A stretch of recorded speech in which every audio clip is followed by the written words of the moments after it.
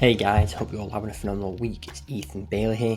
Now in this week's case study video, I'm going to break down how we managed to grow a streetwear / clothing brand to 43k per month with our neurological configuration framework, the problems we ran into, how we solved them, the outcome, the before, the history of the client, the numbers, and then the key lessons learned. If you find this helpful, feel free to hit the subscribe button below. If you have any questions, drop them in the comment section below. And without further ado, let's get into it. So this time we managed to scale a streetwear / clothing brand to 43k per month. So this is the screenshot right here. You can see in the ad account, we use the exact same structure for every single client we work with. You see we've got the retargeting, the upsell and the prospecting. In prospecting, we just have broad, we have one ad set where we target the country, which was the US in this case, the gender, and then the age. Upselling is kind of a unique one that we just recently implemented to our clients. Basically, we upload all the email list, customer list, and markets them directly, and then retargeting, which is all web events. So, it's very, very simple ad account structure, and the simpler it is, the more optimized, Facebook can do with it. And one thing important here is look at the average order value.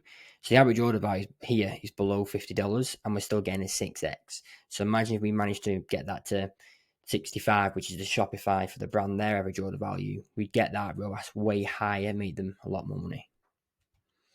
So let's just go with the about of the client first. So numbers. So niche, male and female streetwear / clothing, hoodies, t-shirts, cargos, similar to Jordan type trainers, that type of thing. Monthly recurring revenue before working with us, or before running the ads, was 13k per month. The GPM gross profit margin 50%, which gives us a 2x break even. AOV was $65. I know the ad account says about 48. However, that was from the Shopify. Lifetime value $780. Basically, most people who come to the store, they tend to buy something once a month. There's no drops or anything like that. They may, for example, buy a jumper, and then month after May, I like this jumper, it's getting a different colour, etc. And conversion rate is 2.03%. A little bit low, but not too bad. Now, the history of this client is very, very interesting. So they actually had 4 brick and mortar stores at the time. Their, obviously, monthly recurring revenue there was just their online. That's not involving the brick and mortar stores. Now, they had quite a few. They had 4. They used to sell on Amazon and eBay. On Amazon, selling clothes are one of the worst ideas ever. There's too much competition, and a lot of people who buy clothes from Amazon just want to go on there to buy the cheapest thing they possibly can. That comes the quickest. They don't really care about quality, so I would not recommend that. And on eBay, they got a few sales from eBay, but it weren't really that good. So eventually ended up just stopping Amazon and eBay entirely. They had a very, very high return rate, which is very common for streetwear, clothing, fashion, and power brands, because there's always a lot of confusion. No, I didn't think it'd be this colour. I didn't think the size would be like this, because people, are lazy. Consumers are lazy.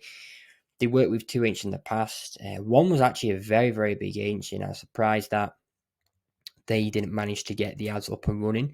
Very, very big agency. I'm not going to say the name, but they're probably a multi-7, 8-figure agency.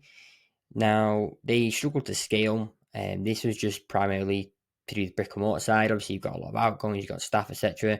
So they struggled to scale on that side, and in terms of inventory, supply chain, etc.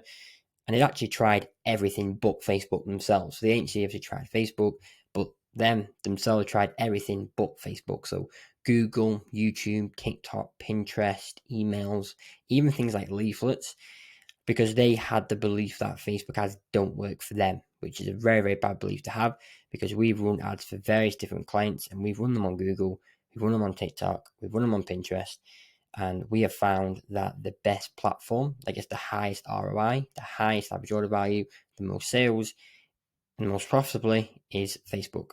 They relied on influencers too much as well. They were sending a lot of clothing, trainers, etc. out, and just relying too much on them, when a lot of clothing brands can just have a few product shots and just run them rather than consistently getting more and more influencers involved.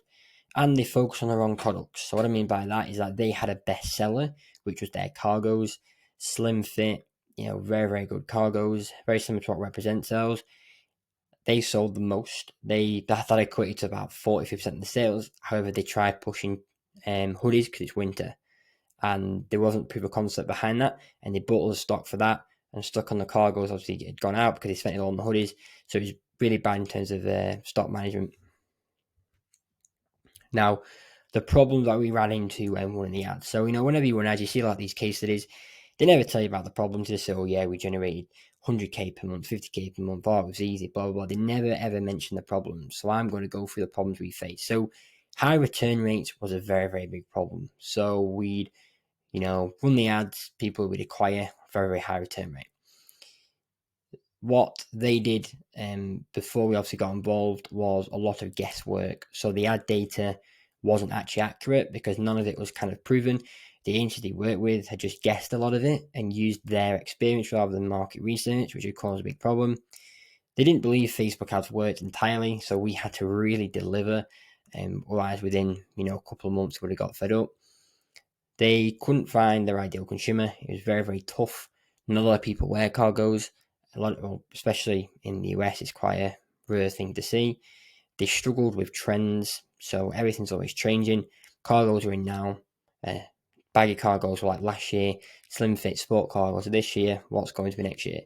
Supply chain scaling issues because the clothes come from, I think they said Turkey. And then because of COVID, etc., it took so long to come through. And then because obviously leaving the EU, it just took forever and very, very expensive. Very, very limited fulfillment team. They had about 2 to 3 people. And they had heavy competition, as everybody does in the clothing space. So, there were the problems, but what were the solutions? That's the important thing here. So, high return rates is very, very annoying. There's not much you can do about that. So, first thing we did was ensure that the website very clearly stated how to measure yourself and how to know if you're small, medium, or large. We had certain, model pictures so people could kind of see what the fit would look like. Colors. We had a few UGC videos on the website as well, so we knew exactly what it looked like when it came, which helped the return rate. Don't get me wrong, it did drop it by about 20-30%, which is very, very good, but you still get a lot of returns coming in. Now, that was very, very annoying, and we had a client that actually completely removed return rates from their business, so they didn't do returns on their clothing, so they have 0 return rate. I suggested that to them.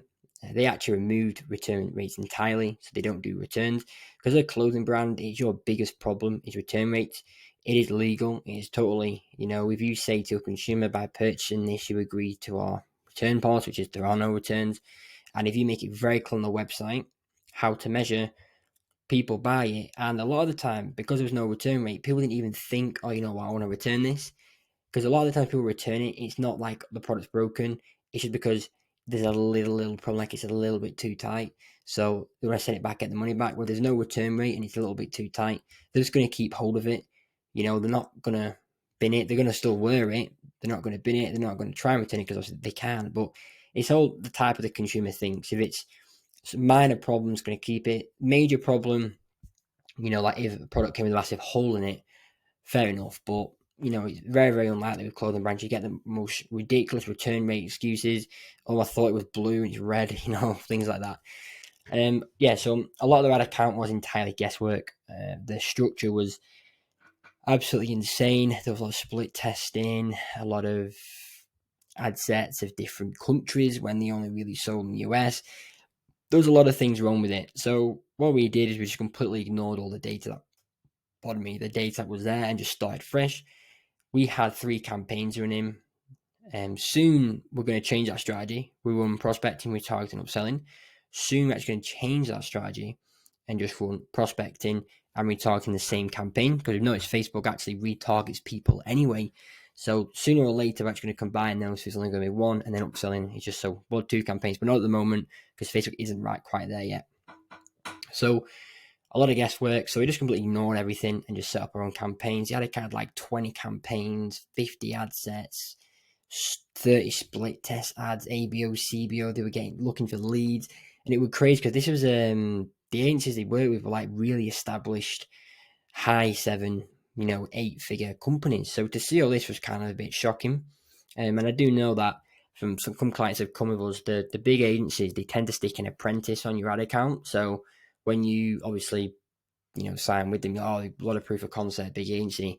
And if you're not a big client, meaning if you're not generating 100,000 a month or 7 figures a year, you'll get an apprentice on your ad account, and things like this happen. So yeah, it was just a lot of guesswork. and we just completely ignored it and did our own thing. Now, they did not believe Facebook ads worked because obviously they'd spent a lot of money, they tried in the past, and they just weren't there. So we had to show them, okay, they do work. We showed them our ad accounts, we showed them our case studies, but there was still that small minor thing in the head that's making them think, you know what, Facebook ads don't work. So we knew we had to do one thing, and that was over deliver heavily to show them Facebook ads do work and how effective they can be.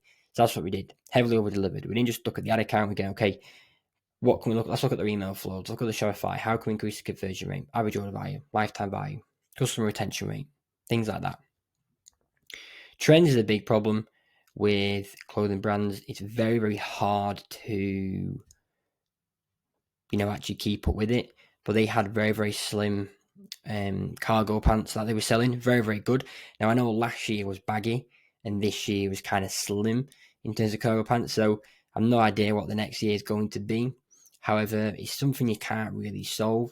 So what we did was we just kind of focused on the kind of fashion aspects of these cargo pants. So yes, they're functional, but they're also fashionable because a lot of brands out there just focus on the function. So we did function and fashion, and it just worked very, very well. And obviously the owners looking what the next year trends will be. But that's a very, very difficult one to solve.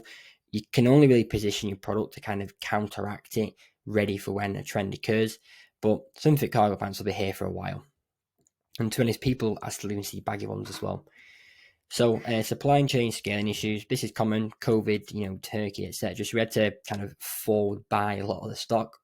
So we had to tell them, listen, we're gonna get you a lot of sales. You need to buy this stock in.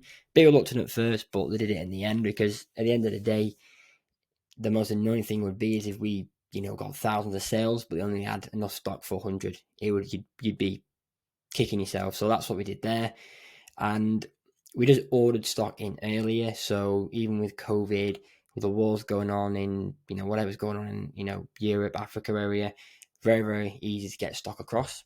Limited fulfillment team is very easy. So they had 2 to 3 people at the time.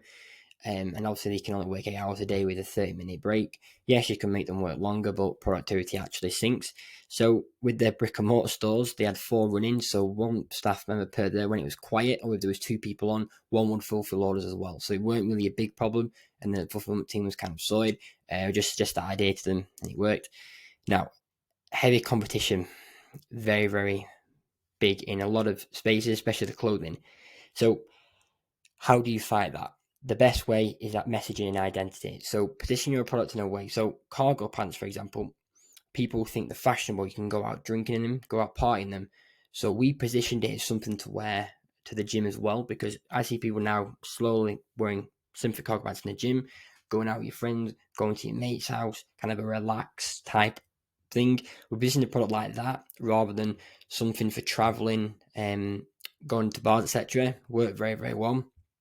And in terms of messaging, we spoke to a specific consumer. Our consumer for these cargo pants, just the cargo pants, was about 20 to 30. That was and it was mostly males. A few females bought it, but primarily males. And with this type of product, we positioned it and speak directly to them. So I was like, listen, more retention, legs look stronger, great in the gym, more confident, etc. That type of thing. And that positioning, that messaging really helped with the competition, because a lot of people out there were just selling baggy cargo pants or functional cargo pants. We were fashion and functional cargo pants, more or less the same product, but positioned just differently, which led to the end result of $42,689.30, or just around 43k, 880 sales, just under $50 AOV, just 7k spent with a 6x ROAS. And when we get that average order value back up to 65, that ROAS could hit 7.5, potentially even 8. Key lessons learned here. So obviously these were the problems, and we've gone through how we actually solve them. But the key lessons learned, to be honest, just get rid of return rate, get rid of your returns. Don't do returns. It's a huge waste of time. You lose so much money as a fashion brand. Just do not do returns. And the big one is ad positioning and ad messaging. Make sure if everyone in the market's going left, you go right. If everyone's saying, okay, buy our cargo pants to go traveling, you can wear them on an airplane, it's a great solution for dates, etc., we were like, okay, you can use them gym, you can use them to go out, for example, use them nighting with the lads, the boys, etc. And it was positioned differently, so everyone was kind of going left, everyone was going right. And because we were on broad, the competition even gets smaller, because if you target, for example, cargo pants, mostly everyone will be targeting the interest, and everyone who's looked at cargo pants will be in there.